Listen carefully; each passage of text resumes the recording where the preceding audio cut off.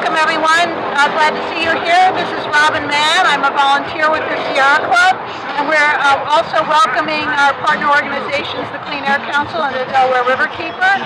We're here to talk about a very important proposal from the Environmental Protection Agency, the water toxics rule for coal plants.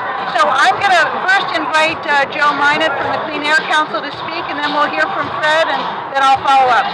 Here you go, Joe. Hey, good afternoon. My name is Joe Minot. I'm the Executive Director of the Clean Air Council.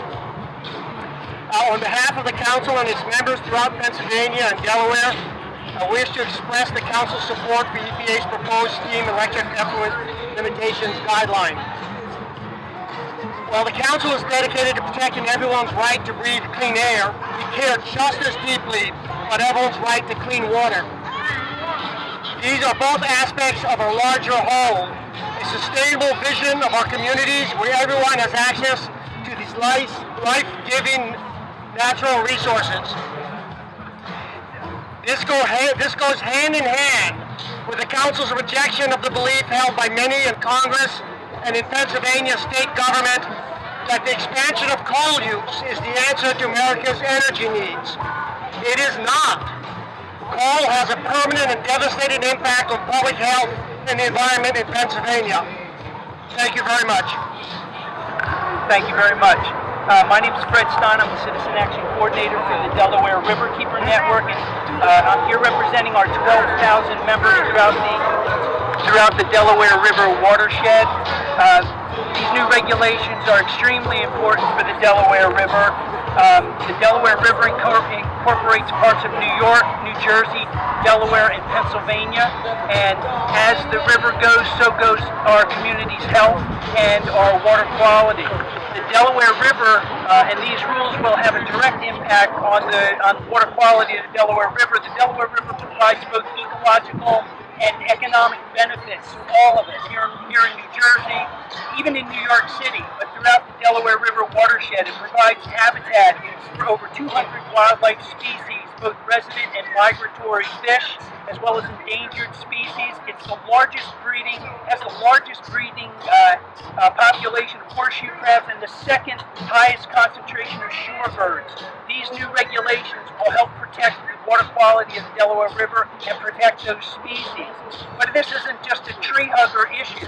This is about economics too. We recognize that. The Delaware River contributes $25 billion in economic activity to the region. It provides it's directly and indirectly responsible for 600,000 jobs with $10 billion in wages. And it provides ecosystem services worth $21 billion. That's no small potatoes. This is an important issue, and we support these new regulations. Thank you very much, Fred. Appreciate it. So, think back to 1982, those of you who can. Ronald Reagan was president. Time magazine announced that the computer was the man of the year, and E.T. was a smash hit in our movie theater box offices. This was also the last year that EPA upgraded the safeguards for coal plants dumping toxic byproducts into the nation's rivers and streams. And those current standards don't place any limits on the toxic metals they can release to our waters. None.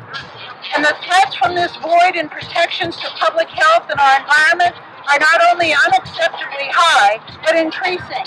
According to EPA, steam electric power plants are responsible for over half the toxic pollutant discharges by industries to our nation's water bodies.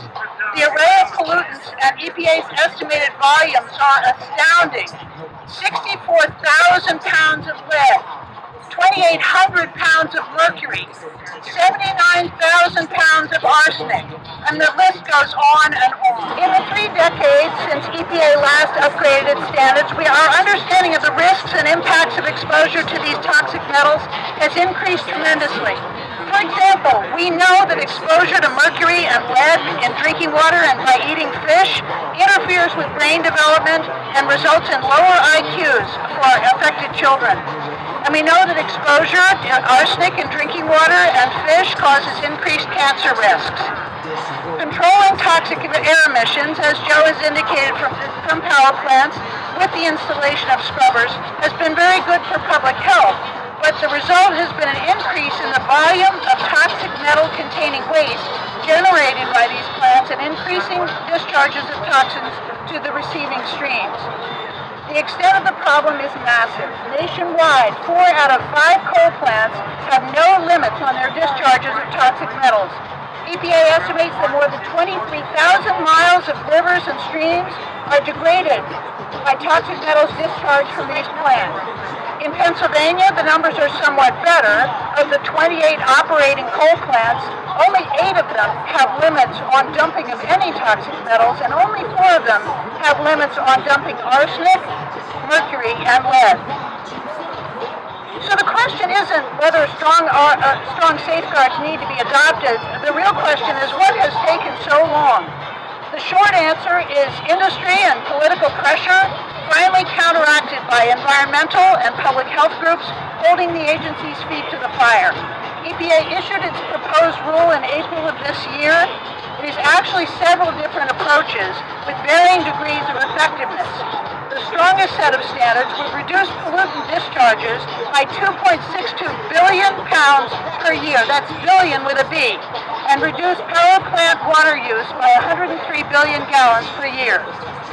Some power plants in the country are already meeting the proposed limits, and the public has a right, under the Clean Water Act, to expect industry pollution controls to keep pace with technological advances.